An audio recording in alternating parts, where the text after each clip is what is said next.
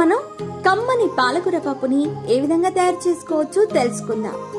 మరి దీనికి కావలసిన పదార్థాలు అలాగే తయారు చేసే విధానం తెలుసుకోబోయే ఇక దీనికి కావలసిన పదార్థాలు ఏంటో చూసేద్దాం. 3 కట్టల పాలకూర, 1 పెద్ద కప్పు కందిపప్పు, అలాగే జీలకర్ర, ఆవాలు, చింతపండు, పసుపు, కారం, వెల్లుల్లి రెబ్బలు, ఎండుమిర్చి, కరివేపాకు. ముందుగా కందిపప్పుని కుక్కర్లో వేసి నీళ్లు పోసుకొని శుభ్రంగా కడిగి పెట్టుకోవాలి.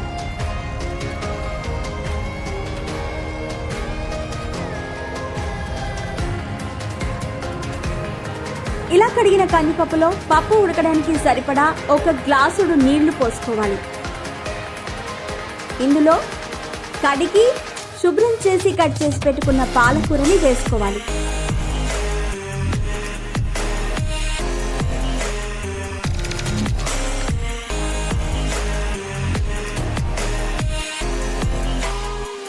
తర్వాత ఇందులో 1 టీ స్పూన్ పసుపు, 1 టీ స్పూన్ కారం, అలాగే పులుపుకు తగ్గ చింతపండు వేసుకుని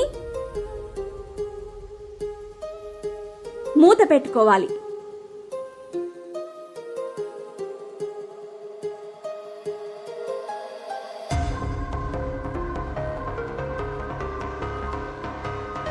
ఇప్పుడు స్టవ్ వెలిగించి మీడియం ఫ్లేమ్ లో పెట్టుకుని కుక్కర్ 3 విజిల్స్ వచ్చే వరకు ఉడికించుకోవాలి.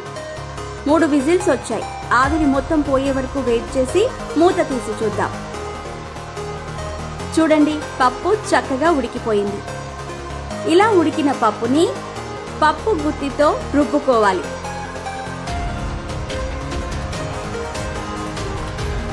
పప్పు పలచగా కావాలనుకునే వాళ్ళు మరి కాసిన్ని నీళ్లు యాడ్ చేసుకోవచ్చు, లేదంటే ఇలాగే ఉంచేయచ్చు. లేదంటే గట్టిగా ఇష్టపడే వాళ్ళు ఇలా మనం ఉడికించుకున్న పప్పుని రుబ్బుకోవాలి. ఇప్పుడు పప్పు మొత్తం ఈవెన్గా మెత్తగా అయ్యేటట్టు ఇలా పప్పు గుత్తితో రుబ్బుకోవాలి.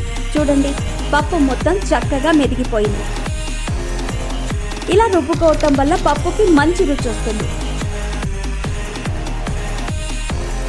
ఇప్పుడు పోపు కోసం స్టవ్ వెలిగించి 1 గిన్నె పెట్టి 2 స్పూన్ల ఆయిల్ వేసుకోవాలి.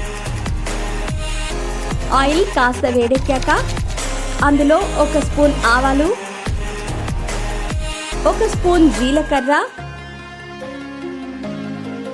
1 స్పూన్ జీలకర్ర వేసి ఆవాలు చిటపటలాడనివ్వాలి. తర్వాత 3-4 వెల్లుల్లి రెబ్బలు కూడా వేసి కాస్త వేపుకోవాలి. 1-2 నిమిషాలు ఇలా కలుపుతూ వెల్లుల్లి రెబ్బలను వేగనివ్వాలి. తర్వాత ఇందులో